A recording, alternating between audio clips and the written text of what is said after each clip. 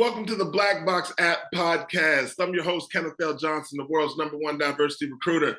I'm extremely excited to be here today with Marc, Anthony, Dyson. Now listen, here's the thing, here's the situation. A lot of you may even not know who Marc is. However, I will guarantee you, if you're operating and you're being, let's just say, intentional about your career, you've probably read some of his work. I came across Marc. I was hosting the Career Seekers show out in Philly, and we were referencing an article, and Marc actually happened to be listening to the show and reached out to chime in. So I'm just excited to have you here as a guest, man. You're a thought leader in the space, and I appreciate your work, sir. Thank you for inviting me. It's quite an honor to be here on this platform. Man, you know, we've done some things before. I know you have some podcasts and things of that nature. If you don't mind, can you share with our listeners a little bit about who Marc Anthony Dyson is and what you do? Okay, well, I write the Voice of Job Seekers blog. A lot of people refer to it as a go-to blog for the career and job search advice, and love the fact that I'm able to hack and reimagine the job search in a way that breaks it down for people like they've never seen before. And I try to demystify a lot of the terms and the teachings that surround job search. I mean, there are a lot of voices out there. There weren't as many Black voices when I first got around. There weren't many Black voices at all writing on the level and as much as I was, and was consistent. And now it's been 11 years since I've done the blog. I've written more than 800 articles, not just on my blog, but also on larger career sites, and have written for different newsletters and different content creation opportunities, done lots of audio, done lots of video at this particular point. So there's a whole wealth of work that I've done throughout the years to help job seekers thrive.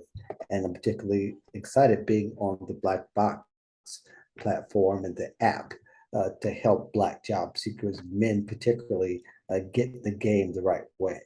Yes, thank you so very much for that. Listen, so 11 years, clearly there's been a shift in the way some of this work is happening right now and the way people are doing. Yes, sir. So just from your perspective, being an SME in the space, what have you seen that's kind of different now in the way that you need to relate not only to your audience, but the things that they need to focus on now versus even 11 years ago? If you don't take care of your career, if you don't take control of your career and somebody else is going to control you. It is almost that simple in the sense that you have to, if you don't have your hands on the control and keeping your hands on the wheel, that is going to go to the right or left, and that's not good in either sense. So I think people before were very passive in the way that they can just come and apply to a job as they lose a job and get the job, when really now, if you're not prepared to jump off the moment you lose that job, or even that you're even on that road already, you're already light years behind. As you know, I've talked about job search as a lifestyle. That's really another way to describe the difference between 2011 and 2022, is that now you can't afford to ignore your career or just indulge in it whenever you've lost something. If you're not really getting momentum before you lose the next job, you're left behind, because there are people who are paying very close attention. And I'll make that distinction, is that Black men particularly need to pay very close attention, because it's a little bit harder for us to get traction than any other group that's out there. So I think if you're already in your personal development, if you're in your networking, and that's the minimum of what needs to be done, you've got to start on most people in the job search. You know, I've spoken to people, and I find it really interesting. I'll have a conversation with someone, and I'll say, "Hey, why aren't you a little more active on LinkedIn or on that platform?" And they'll say, "I'm not looking for a job." And I'm like, well, that's not really what that's all about. It's about always presenting yourself and your brand So sometimes jobs look for you as well. Are you Yeah. seeing that that's the intentionality that people need to approach this with? People who are grabbing the bag, so to speak, because people throw that toss around, they're grabbing bag way before they even job search. And I would even put forth that there are people now who got laid off 2, 3 weeks ago, have started new jobs already because they have been intentional about their LinkedIn use and how they've been able to present themselves. You got to present yourself more than an employee. Okay. If you're just starting your job search when you've lost a job, you just want to be an employee, which is kind of fine, but that's kind of coming in barely enough to be in the race.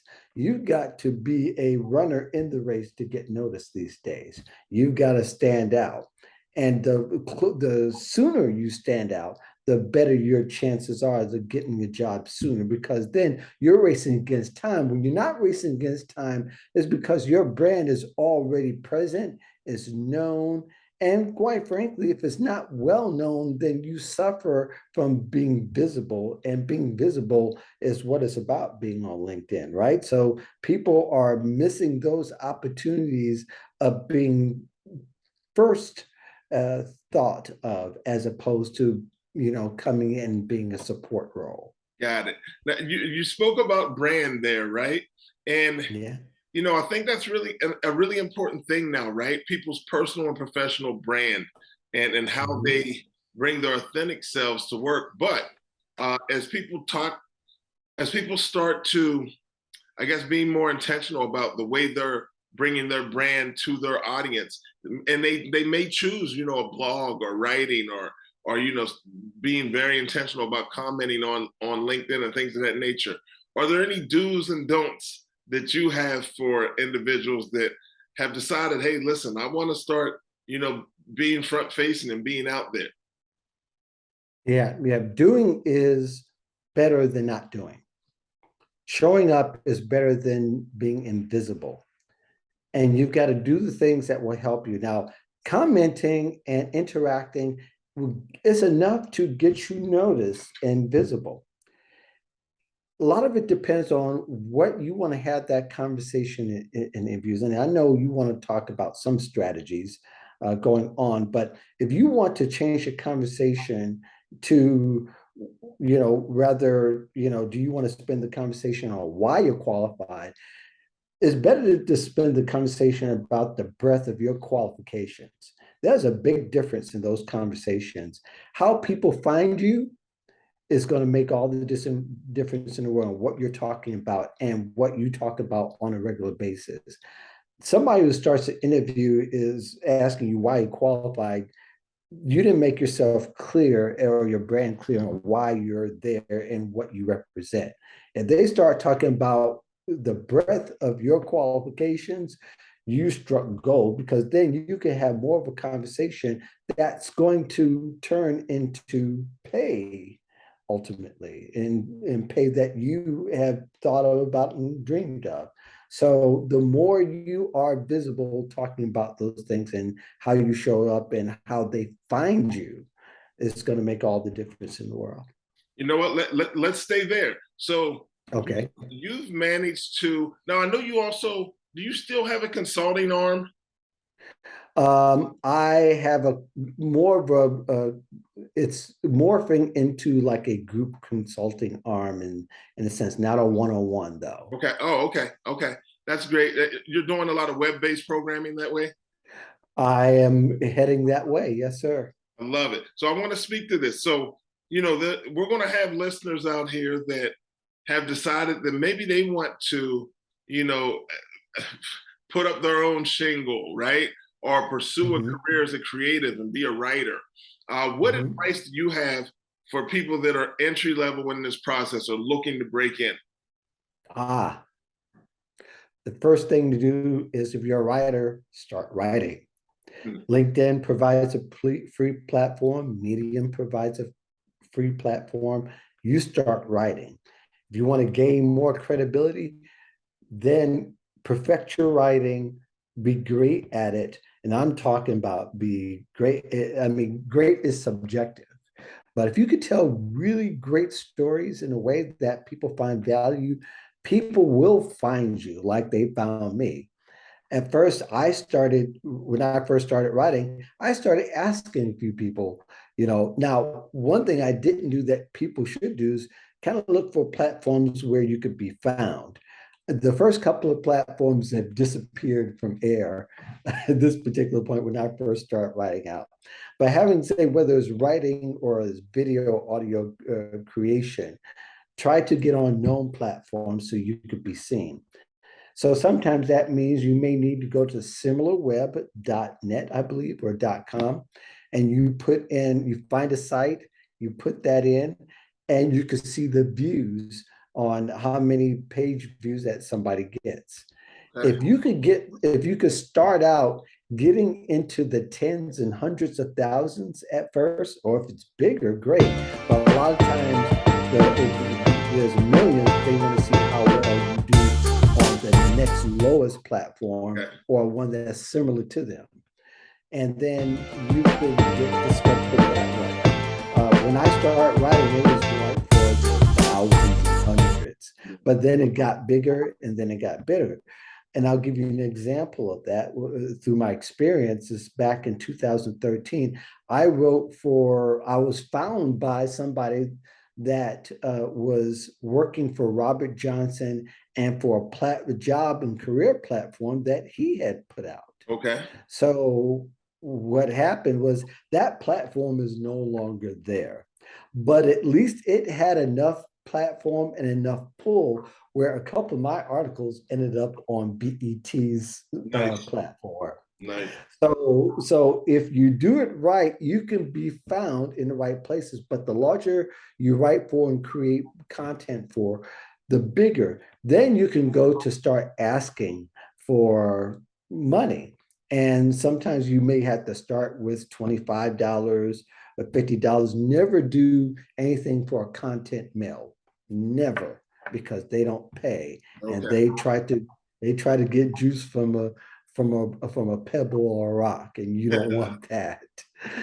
So, if you want to get paid, work your way up, but you have to become really great at telling stories in any content creation mode, writing especially, because then, that way, in my experience, writing has a longer tail. I did a national radio show a couple of years ago. It was actually last year. And what happened was that the host and her team had found an article I wrote from 10 years before. Wow. From 10 years before, found on a national platform that I had wrote for in 2011. So 2021, it came up during the interview. I Okay. didn't have a chance to prepare, but I sure enough remembered the gist of the article and Nice. I was able to talk more about it. So having to say that, that's why I say writing has a very long tail in giving you visibility for the long run. So let's talk about that visibility. So Mhm. someone, works their way in, they're creating content, they're getting noticed, they're writing for publications, things are moving along. So what's the next step? They're like mid in their careers, they're looking to kind of grow and advance. What's the next step? What's your advice to people that are at a mid Well, stage? I think for somebody where you and I are, we want to get seen as much as possible. If I'm an engineer, or if I'm a nurse, or if I'm, somebody who is a professional, I want to be where the other professionals are specifically. So I want to write wherever the National Society of Black Engineers are. I Yes. want to write for them and to be visible for them. Or the American Nursing Association, I want to be visible on that platform and with those people. I not only want to just write, you'll need to connect with first with the right people to Okay. get you on the platform. So you want to put your energy towards meeting those people, going to those conferences, going to those meetings, participating in those committees, so that when they say that I'm leaving my position, you're the first to hear that. It hasn't been posted anywhere. Nobody knows about it except you and that committee person, or that you and that person.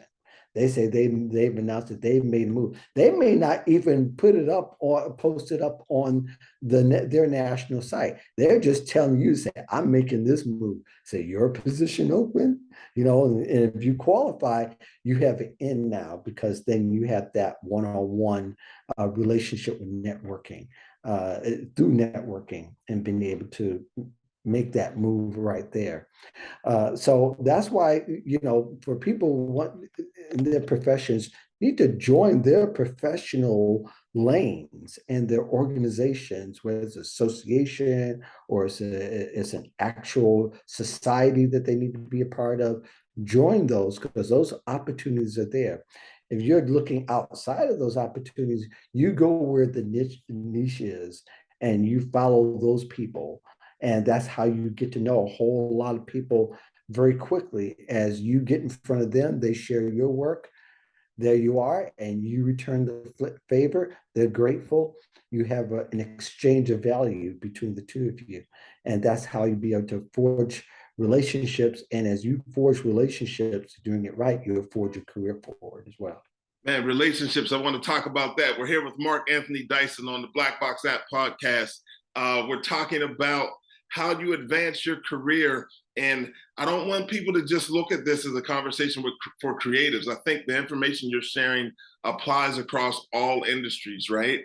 So to your point, you were speaking about getting involved with associations and things of that nature. So I was facilitating a class down at the Grow with Google Center here in Manhattan. And I have a segment during my presentation where I say, listen, tell me what it is that you like to do. And I'm sure there's an association of people that do that thing, and you can network within that space, right? And the guy, this guy, general, big guy, he gets up and he says, I like to knit. And I'm like, sorry, what? And he's like, I like to knit. But his pull was that he's the professional of the New York chapter for the National Association of Knitters, right? Like, I blew my mind. There's always a professional group out there, or a tribe out there that you can tap into. Now, I've seen you in different spaces and different places, and this is what I value about the work you're doing. I see you with some of the heavyweights. You're in heavyweight, don't get me wrong. But I see you with, I want to say, what is it, Hannah Morgan? I've read a ton of her content, have a great deal of respect for the things that she's pushing out. I think you've had me on something with, is it Jack Kelly? Is it Jack? Yeah, Jack Kelly, yeah. Heavyweight, does a lot of writing for Forbes. So how have you managed to network through? Is it just the work, or are you being intentional about who you're connecting with? Both, but it starts with the work. It starts with the work and getting the introduction to the introduction to the introduction. So I would say, there's a lot of patience that's involved. Jack, for instance, I mean, we're really good friends now.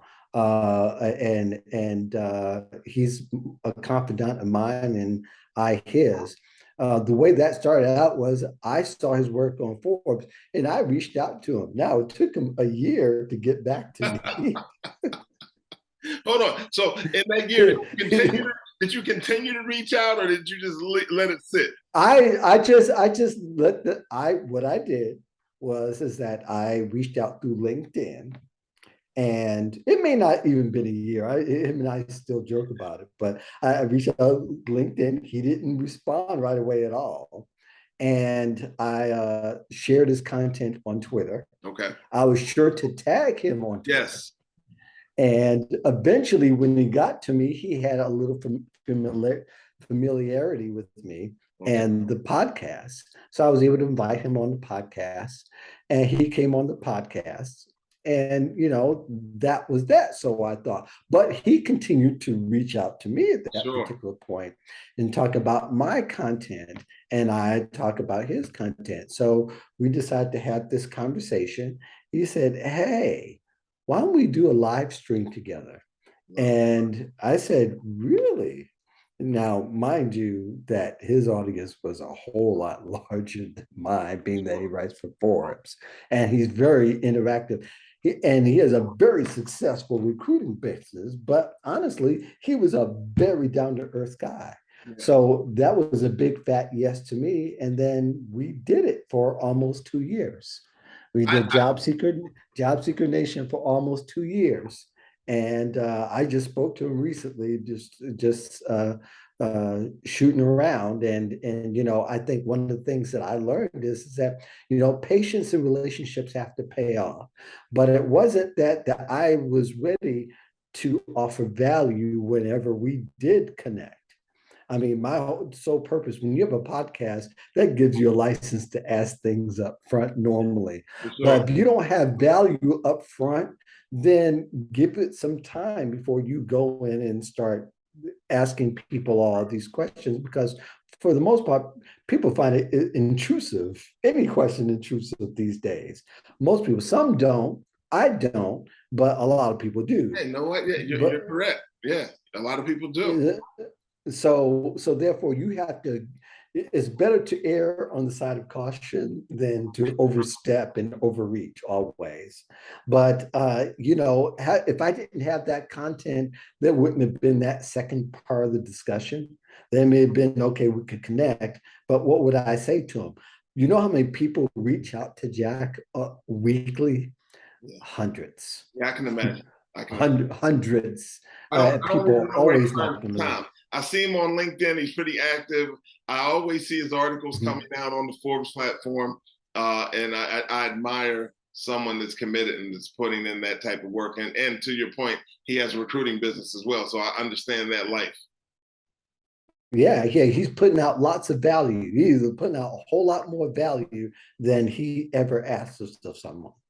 So So that for me to do that show with him was just to have my name next to his, whether we have one person watch or a bunch of people watch, that was value for me. now you guys make a good team, and you're not out of your league there. You're a heavy hitter, trust me.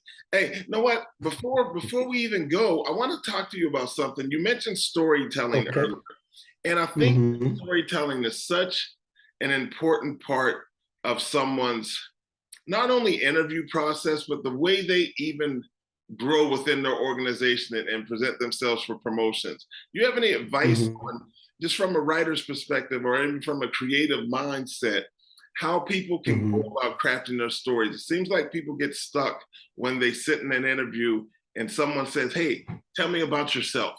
And they don't necessarily know how to take them on that career journey. Easy remedy. It's not easy, but it's more thoughtful. Prepare. Mhm. And that is, if you've been on a few interviews, you could take whatever intel you've gotten, the questions you've gotten, and start now formulating an answer that you can give that covers those areas in a way that you fully answer a question and not just halfway answer it. I think people answer at questions many times, but if you're preparing enough, you can answer any question, but you have to prepare. So that means that you're writing out or you're visualizing, whatever works for you, a point and then two subpoints. Okay. And those questions and those responses are organized in a way that show that you're thoughtful and organized. You could say, well, I'm a thoughtful person, organized, but the way that you answer questions, the way that you ask a question, if you know what you're asking before the question needs to be asked, you're going to be seen as being thoughtful. You're going to be seen as somebody who's strategic. Those are things that demonstrate who you are and not just tell who you are. So most people are like St. Louis. You got to show me. St. Louis is no, this is a show me state. You got to show me that you are those things. You got to epitomize those things. But that's a big thing in preparing. Like for this interview, I spent a half hour preparing. I appreciate the Honestly, consideration. yeah, I believe that I do that from now on. I think I just learned that over the last year. I've been able to wing it for the last 10, but now I'm preparing. I'm spending the time thinking about the person, what their audience wants to hear. Maybe I'll go and look at what kind of questions they're answering on LinkedIn, what kind of articles they've written recently. And then when I get there, I kind of read the room and see what kind of vibe they're coming for. And I understand where you come from because I've heard you talk many times through your radio show throughout the years when you had it.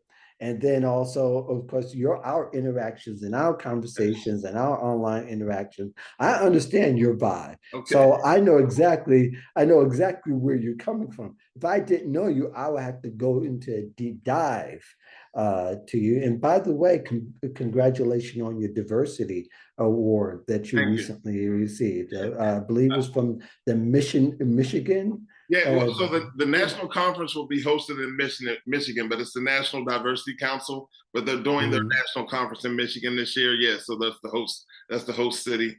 Excited about it. Thank you so very much for the acknowledgement. I really appreciate it. And I wouldn't have known that unless I've seen the interaction, paid attention to your content before you even asked me. Look. So that's the kind of game that people have to be attuned to. If you're not going to be aware, then and be prepared. That's where most people fail, is at the preparation stage. Well, I want to thank you for helping us prepare. Your content and the work that you're putting out here on a consistent basis really is a foundational tool for individuals to use to prepare for their job search and just to prepare for their professional journey. So I thank you so very much for that, sir. Thank you for having me. How can our audience lock in and connect with more of your work and things that you're doing? Hit me up on LinkedIn, always under Marc Anthony Dyson, real easy to find, only one there. And you can also thevoiceofjobseekers.com. I love it. I love it. Well, listen, I have one more question for you. We do this with every guest. Why do you feel an app like Blkbox is important? An app like like Blkbox is really important for Black men, particularly because they need to understand that content there, they are able to transfer it to their career in some kind of way. There's not many spaces on the web where Black men specifically can go for content that has to do with them and to turn that around and make it useful in their lives. This is the spot for Black men to do so. Man, thank you so very much for joining us today, man. We are excited to have you, but really proud of the work you're doing and the friendship within the space of career professionals and those just reaching out to help people. You're necessary out here. So please keep doing the work you're doing. Marc Anthony Dyson, Blkbox Podcast. I'm Kenneth Johnson. And I just want to say thank you